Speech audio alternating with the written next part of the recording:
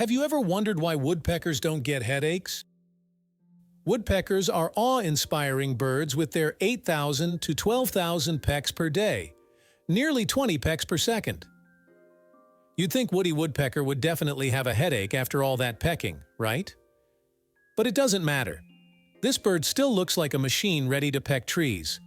For example, the golden-fronted woodpecker has undergone 4 different adaptations to protect its head: a specialized beak, just the right brain fluid, and 2 special bones, one spongy and the other horseshoe-shaped. The woodpecker's beak, which is the first line of defense, consists of 2 layers, a hard outer layer and a flexible inner layer. The outer layer acts as a solid shell, while the inner soft layer absorbs impact shock. Additionally, the upper beak is slightly longer than the lower beak. Thanks to this protrusion, the forces created by the impact spread to the wall of the head, instead of being concentrated in the middle of the eyes. The vibrations passing forward from the beak encounter the spongy bone in the middle of the woodpecker's eyes. Air pockets in this bone help spread and distribute the forces, reducing the impact of the pecking blow.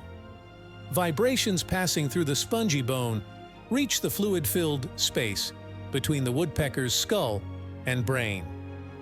Since vibrations are not transmitted well in liquid, liquid reduces impact.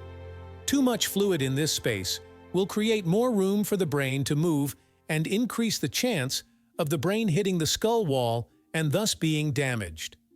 There is relatively less fluid in this space in woodpeckers than in other birds. While this provides the advantage of reducing vibration, it also creates the right fluid balance to prevent the brain from moving too much and slipping. The last but most complex line of defense is a long, flexible, horseshoe-shaped bone. This bone, surrounded by a muscle, also helps the tongue in gathering food. The hyoid bone starts from the end of the beak, that is, between the eyes of the woodpecker. When the vibrations in the beak pass to the skull, the hyoid bone collects these forces, follows the wall of the skull, brings them to the back of the head, and allows them to be expelled through the tongue. So, how can engineers adapt the woodpecker's adaptations to human use?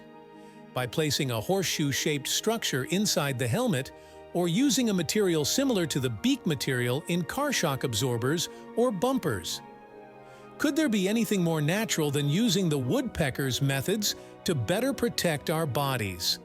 Thus, we got a bird's-eye view of how woodpeckers peck non-stop without breaking their heads.